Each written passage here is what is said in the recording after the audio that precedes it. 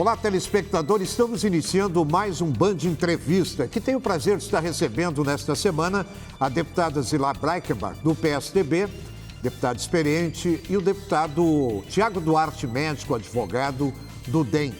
Vamos falar sobre as questões hoje que envolvem o estado do Rio Grande do Sul. Estamos chegando na reta final de mais um ano, né? Deputada Zilá, prazer muito grande recebê-la. Seja bem-vinda. Igualmente, hoje, coincidentemente, você está com a presidente e o vice-presidente da Comissão de Saúde e Meio Ambiente da Assembleia. Olha, que bom, vamos falar bastante de saúde aí. Estamos nessa empreitada, eu diria, com muitos debates, muita construção, e temos as rotinas da Assembleia que terão que ser construídas.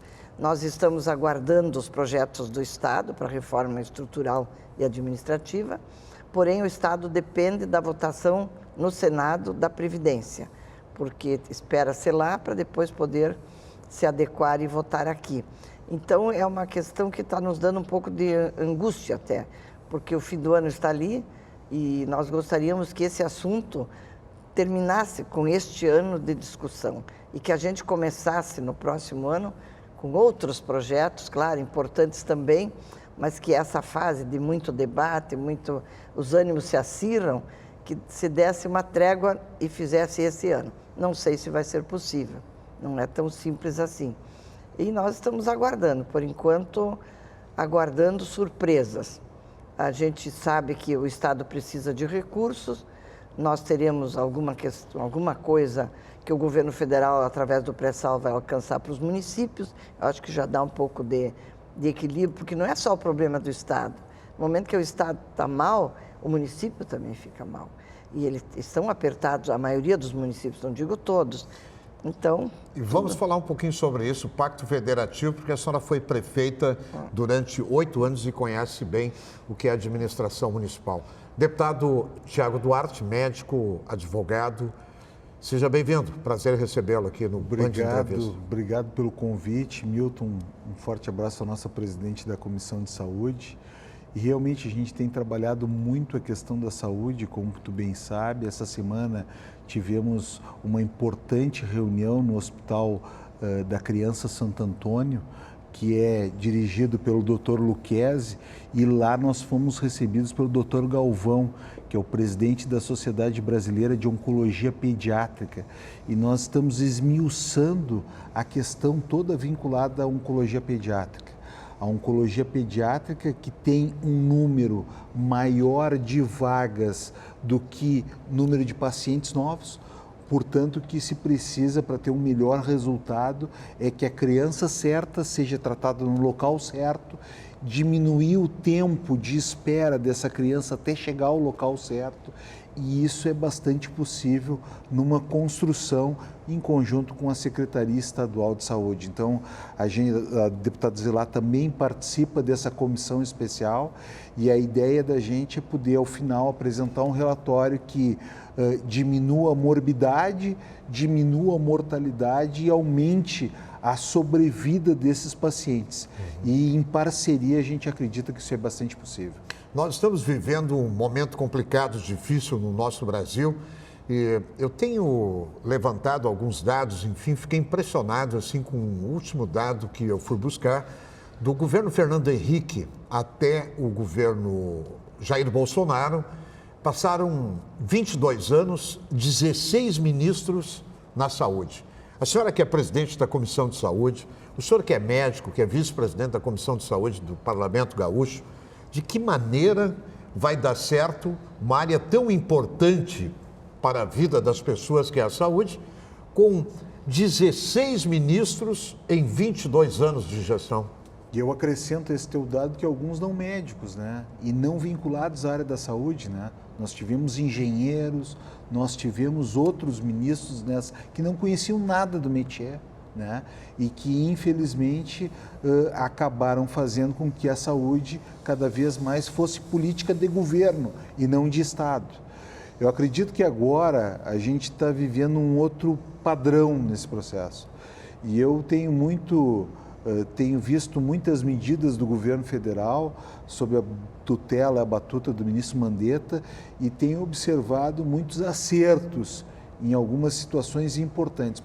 Por exemplo, o programa Médicos pelo Brasil, que vai dar a possibilidade de interiorizar o médico brasileiro formado adequadamente no interior e nas cidades que mais precisam de médico. E não fazer como foi feito no programa do governo anterior, da Dilma, mais médicos para alguns maus médicos, e que mandou esses médicos para onde estavam os votos.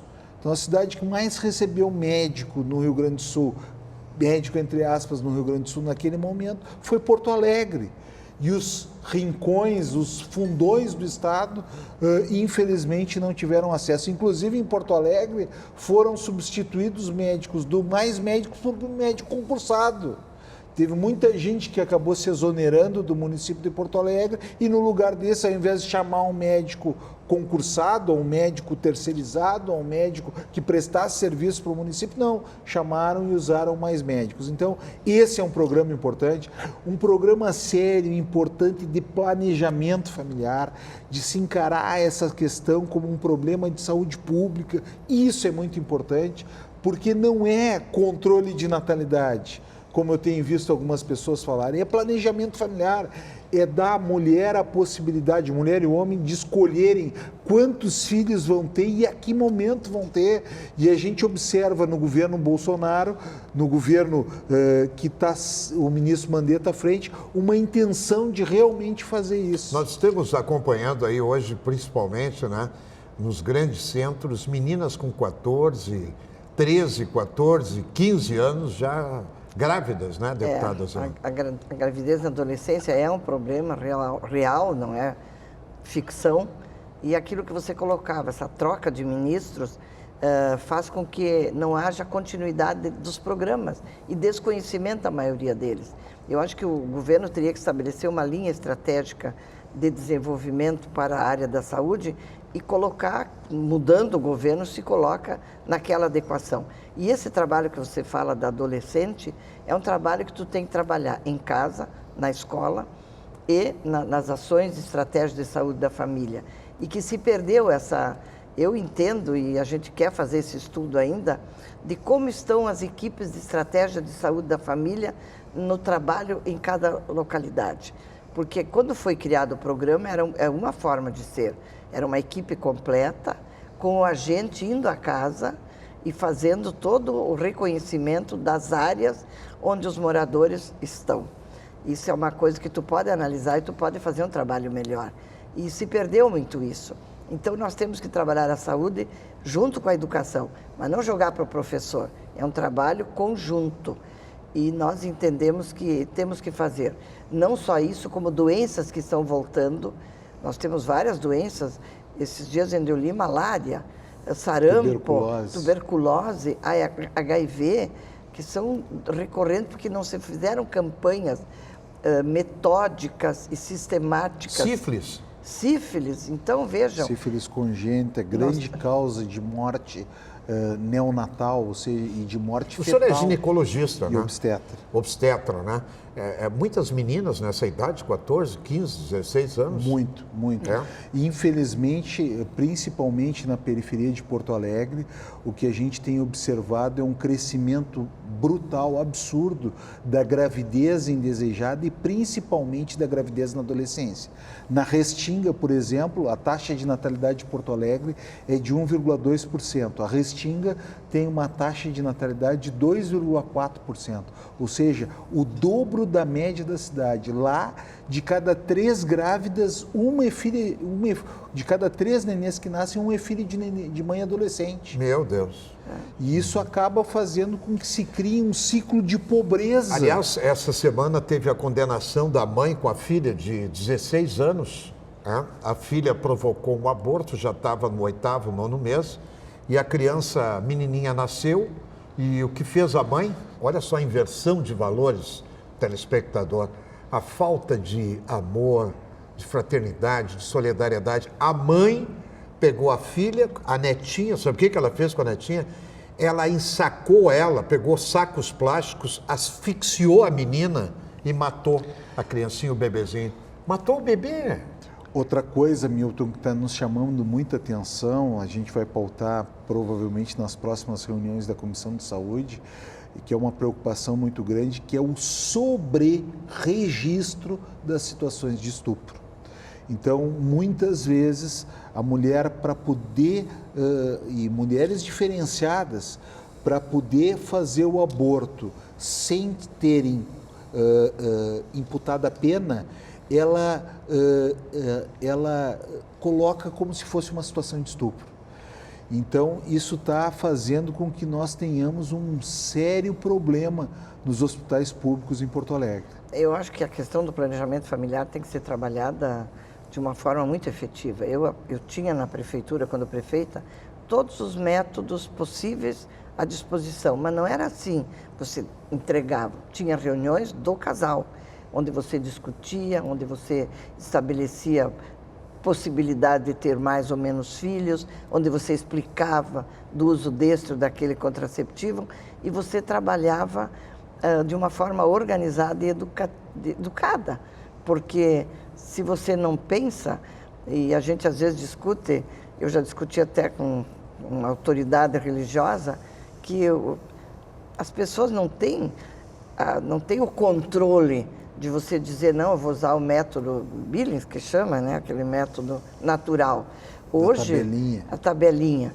Tu imagina num bairro onde muitas vezes o alcoolismo está presente, onde o marido não entende ou não se discutiu essa questão da sexualidade dentro do casal, nós temos isso que acontece. E adolescente, é muito cedo que as meninas tenham suas experiências de sexo sem nenhum preparo e nenhuma orientação, porque a mãe não fala, o professor não tem, essa função não é do professor, é da família, daí o professor explica a parte biológica, e tem outro problema, os meninos, eles não querem que a menina use qualquer tipo de método, por quê? Eles querem ser donos, e quando a menina usa o comprimido, por exemplo, a pílula, eles não têm o controle, ela pode andar com outros meninos e não engravidam, então eles querem ser possessivos. O que eu falei com meninos com essa teoria, ela é minha, então ninguém pode andar com ela, porque ela é minha. Se ela tomar o comprimido, ela poderá ser de todos. Então são concepções que nós temos que mudar. E o adolescente, né, deputado Zelar, o adolescente muitas vezes ele também se expõe ao risco, né? Ele acha que não vai dar nada, tanto o menino quanto a menina, não vai dar nada, não vai engravidar, é só uma relação sexual. Mas quanto mais jovem, mais fértil é. Né? Então, realmente precisa-se ter diferenciado método conforme a pessoa e conforme a faixa etária. E o que a Comissão de Saúde da Assembleia do Rio Grande do Sul pode fazer no sentido de colaborar para melhorar esse quadro? Olha, nós temos as nossas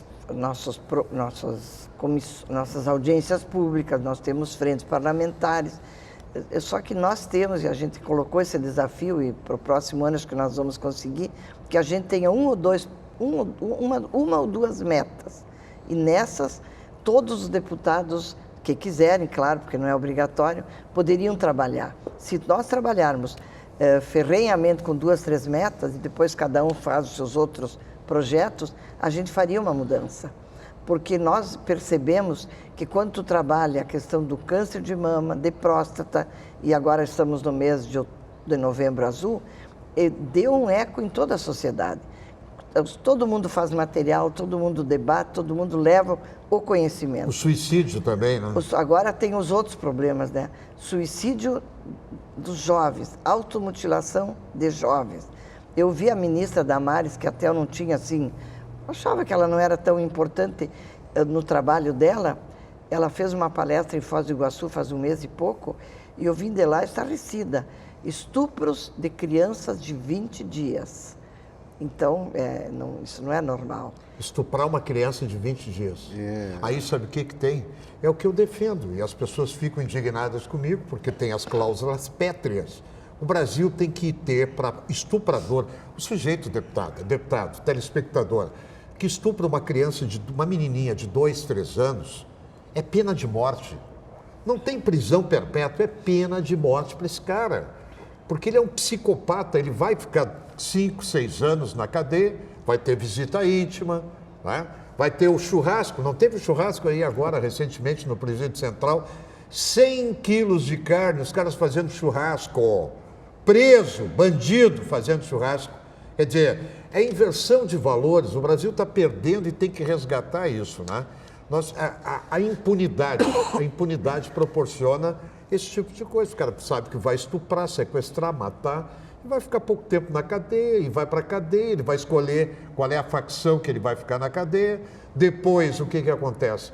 Ele recebe a comida, o café da manhã, o almoço, a janta, não precisa trabalhar, a visita íntima, a progressão de pena. Tem que mudar isso, né? Senão não resolve, né? A impunidade é uma mola propulsora para a transgressão, né? Agora, no planejamento familiar eu tenho um programa, um projeto que está tramitando, está na Comissão de Constituição e Justiça, deve ser votado nas próximas semanas, aí instituindo um programa de planejamento familiar, que eu acho que é muito importante para o Estado, prevendo, deputado Zilá, inclusive todos os métodos ali. E eu bato muito na tecla dos métodos de alto rendimento, aqueles métodos que duram um período maior, principalmente o DIU, né, aquele que dura 5 e 10 anos, e o implante subcutâneo, aquele que dura 3 anos. Porque esses métodos eles dão uma possibilidade, principalmente das meninas, de se organizarem por esse período, né? Então, eu acho que a Assembleia tem que ter o papel fiscalizador, de propor pautas, como a deputada está mencionando, e também de construir leis. Eu tenho uma frente parlamentar de apoio às vítimas da violência, mas não adianta você pensar que vai trabalhar o problema das vítimas ou da violência isoladamente. Eu estou fazendo uma experiência, minha primeira experiência nesse sentido. Quinta-feira estarei em Cachoeira, numa universidade cedeu espaços, alunos do direito poderão participar. Eu convidei delegado, promotor, pessoas da comunidade para nós discutirmos a violência como um programa, a prefeitura com seus programas, porque tu não pode, tem muita ação sendo feita, mas ela é feita de forma bastante desarticulada. Se nós conseguirmos que toda a comunidade se una em cima da pauta da violência, da discussão desses temas, você vai ter o resultado. Porque se a polícia faz uma ação, a brigada faz outra, a prefeitura faz outra, as escolas fazem outra. Então a gente convidou o coordenador de educação, enfim, fez um trabalho, vamos ver quantas pessoas irão e como é que vai ser o resultado. E se der certo, é assim que eu vou trabalhar essa frente. A senhora, eu vou fazer uma pergunta para a deputada e o deputado. Duas. Deputada, a senhora é a favor do aborto? A senhora é a favor da liberação do aborto? E pergunta, a senhora é a favor ou contra pena de morte e prisão perpétua? Eu do aborto eu não sou a favor, porque existem formas e se tu trabalha em educação não há necessidade, a não ser em caso de violência, então é uma exceção. Pena de morte, eu penso às vezes como você, Milton, que tem que pena de morte para quem estupra, eu penso, daí sempre eu converso muito com meus filhos, mãe, e se por acaso não foi ele, se você vai condenar alguém injustamente, claro que teria que ser comprovado. Agora, se fosse prisão perpétua, eu já seria feliz. E que não tem essa prisão perpétua. É uma prisão, e é todo mundo misturado. Então, quem comete um crime que para mim é hediondo, ele não pode estar no mesmo lugar que os outros. Ele tem que estar separado, isolado, porque ele vai novamente agredir a sociedade. Porque quem agride um filho, Milton, não tem como você recuperar se todo aquele amor que um pai desencadeia ao ser pai, tu não consegue fazer uma pessoa que não tenha nem isso. Deputado, o senhor é a favor ou contra? Eu tenho uma opinião que o aborto está muito bem regrado pela legislação nacional. Eu acho que risco de vida materno iminente e situação de estupro, essas situações têm que se tirar a culpabilidade e permitir que as pessoas possam interromper a gravidez. Só que tem um detalhe, eu acho que nós temos, e aí eu acho que a Assembleia Legislativa tem essa possibilidade de regrar essas situações, em função disso que eu acabei de falar, do sobre-registro das situações de estupro. E tem situações que não são mais aborto. Por exemplo, nós tivemos um caso há pouco tempo atrás, Milton, que veio até para o presidente Vargas, que era uma gestante que era do interior, em que ela entrou judicialmente para conseguir interromper a gravidez. O promotor recorreu, inclusive manifestando que já estava adiantada a gravidez dela. Ela acabou vindo a Porto Alegre e com 22 semanas foi feita uma injeção letal no nenê dentro da barriga, fazendo com que o nenê fosse a óbito dentro da barriga e depois se expelisse o nenê. Né? O que ela alegava era uma situação de estupro. Era uma menina de 15 anos, que teria sido estuprada, inclusive, por um familiar. Ao voltar à audiência no município de origem, ela, na frente do juiz, ela disse, não, eu, na verdade, só queria fazer a interrupção da gravidez e não fui estuprada, essa situação não ocorreu. Então, mostrando que, infelizmente, esses casos têm ocorrido, de sobre-registro de situações de estupro. Acho que nós temos que lançar a mão de mecanismos capazes de dizerem até que momento se podem, regrarem as situações de estupro, até que momento se pode interromper a gravidez ou não, e de se abrir investigação em todos esses casos para que se veja se realmente houve estupro. Então, com relação ao aborto é isso. Com relação à pena de morte, eu tenho muita dificuldade com isso. Eu tenho muita dificuldade.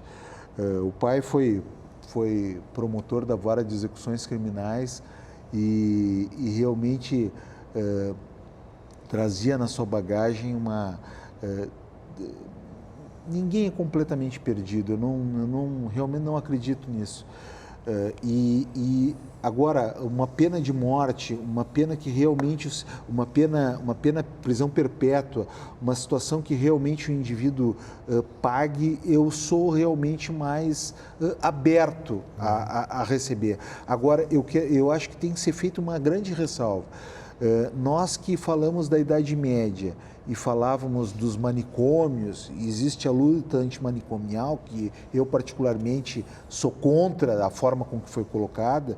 Hoje nós temos novos manicômios. Os novos manicômios são os presídios. Lá, mais de 80% das pessoas têm diagnóstico psiquiátrico. Alguns de uso de droga, outros de diagnóstico psiquiátrico mesmo por ser psicopata, como tu está dizendo, e cada vez mais, e essa é a ótica que o pai tinha e que a gente observa na prática e vê que talvez seja melhor, é separar as pessoas não só pelo crime, mas pelo diagnóstico psiquiátrico que elas verdade. têm. Eu acho que se fizer um teste psiquiátrico, né? Um teste psiquiátrico nos políticos, eu não sei se a metade dos políticos passa nesse teste, viu, no Brasil hoje. Eu não sei se eles passam no Brasil hoje. Já ia dizer coisa que eu não devia. Alguns prefeitos, inclusive, por aí. Deputado, eu queria que a senhora falasse sobre esse projeto importante aí, que trata nós temos uma audiência muito grande aí, espalhada pelo interior do Rio Grande do Sul, que trata dessa política estadual do biogás do estado do Rio Grande do Sul, que é uma iniciativa sua, né? 2 anos nós trabalhamos com umas 50 pessoas, entidades da SURS, das CIPs, das carnes, dos suínos, do bovino, com cooperativas, universidades, governo, enfim. E a gente, durante 2 anos, foi construindo, porque nós entendemos que nós temos que aumentar a produção e a exportação de proteína animal e que nós estamos causando um impacto ambiental com excesso de dejetos sem tratamento adequado. Mas também o dejeto é renda, ele não é só um dejeto que tu vai tirar do meio ambiente, tu vai produzir renda. E a gente sabe que Santa Catarina já tem esse projeto implantando ele há mais tempo, Paraná há mais tempo ainda, e aqui no Rio Grande do Sul ele estava assim, bastante sem discussão acontecendo. E eu fui desafiada por 2 professores de 2 faculdades, de lá, por que tu não assume fazer esse movimento, esse barulho? E a gente começou a discutir e foi agregando mais gente, mais gente. Nós tivemos 8 universidades discutindo, cooperativas, e o próprio governo, alguns técnicos em matéria, enfim. E os setores produtivos, não é? E o que a gente... E as instituições financeiras que me ajudaram, inclusive, a construir. Essas pessoas, Milton, o que encanta nesse projeto vinham a Porto Alegre, quando chamadas para fazer reunião e discutir, ninguém pagava ninguém sabia como vinha, e trabalhavam, chegamos a trabalhar assim, numa imersão de 2 dias no BRDE, com a condução do Dr. Noronha, que nos ajudou a fazer o conceito desse projeto, enfim. E todos vinham da mesma forma. E quando ele estava pronto, eu fiz um projeto e entreguei para o governador Sartori. Eu estou marcando o território, que já era no fim do ano passado, porque eu queria ter um projeto protocolado para não perder toda essa caminhada. E esse ano eu procurei o secretário de Minas e Energia, porque todos estão vendo. Arthur Lemos? Arthur Ele Lemos. É o melhor secretário que tem. É muito eficiente. É o mais competente que tem no Muito governo. eficiente. E ele construiu o projeto, ele sabia da história, mas o que a gente vê com tudo isso é que nós precisava fazer a discussão. Ele mandou um projeto, então, do governo, criando o RS Biogás. E foi aprovado. Muito bom. E nós, o biogás, segundo eu estou participando de palestra, mas como prof, não como grande técnica, e o que eu estou ouvindo, que o biogás vai ser a maior fonte de energia que nós teremos. Nós vamos oportunamente voltar a falar sobre essas questões, sabe que a televisão, o tempo corre, nós estamos quase chegando ao final, tenho mais 3 minutinhos. Deputado Tiago Duarte, em termos de saúde, que é uma área que o senhor domina bem, tem dedicado grande parte do seu mandato aí nesse primeiro mandato, nesse primeiro ano. A gente tem trabalhado muito com planejamento familiar e também na questão do parto seguro. Foi uma construção que nós fizemos com todas as entidades médicas, com o Sindicato Médico, com o Conselho Regional de Medicina, para poder dar à gestante as melhores condições, as condições mínimas que devem ter as nossas maternidades para que elas possam ganhar o seu filho com segurança técnica, né, com um médico, com segurança de equipamentos. Então, nós construímos um projeto, né, que também está tramitando na casa e que a gente espera até o final do ano poder ter aprovado, que é o projeto do parto seguro, né? Então, são as nossas contribuições que a gente tem. Claro que todas as contribuições são importantes, mas essas são as que a gente tem construído mais e com mais cuidado. O senhor e a senhora, os dois, acham que é possível a convergência com esse projeto Cresce RS na reta final deste ano, porque o Parlamento Gaúcho terá um papel, telespectador, fundamental nos próximos 20 anos com os projetos que serão apresentados agora, as parcerias privadas, enfim, nas estradas, na infraestrutura, privatizações. Este mandato será decisivo para os próximos 20 anos do Rio Grande do Sul, não é isso, deputado? Com certeza, e esse programa Cresce RS, ele tem avaliação de cada uma das metas, então é avaliado se aquilo foi feito, não foi feito, porque precisa que a gente também ajude a fiscalizar. Tu não pode deixar que as obras não terminem, que as construções comecem e parem, já com o dinheiro investido, e assim eu tenho um projeto tramitando para que tenha todo o relatório das obras, custo, tempo de terminar, tempo de começar, não pode mais ser assim como é. E o governo está tentando fazer isso. Muita coisa ele está determinando prazos, só que nós primeiro temos que trabalhar para que tenha dinheiro, Milton. Muito obrigado. Saúde para a senhora, muito obrigado pela presença. Mas eu que agradeço, prazer foi muito muito grande bom recebê-la. estar aqui com o doutor Tiago, que é um grande parceiro. Realiza um grande trabalho no Parlamento. Deputado Tiago Duarte, muito obrigado pela presença também. Parabéns pelo trabalho lá na Assembleia. Obrigado, Milton. E a gente tem aprendido muito com as ponderações da deputada Zilar. O Band Entrevista vai ao ar neste sábado às 8 da manhã, domingo na tela da Band, depois do Canal Livre e na Bandeirantes FM, no rádio 94,9 no AM 640, às 7h30 da manhã de domingo. Até o próximo.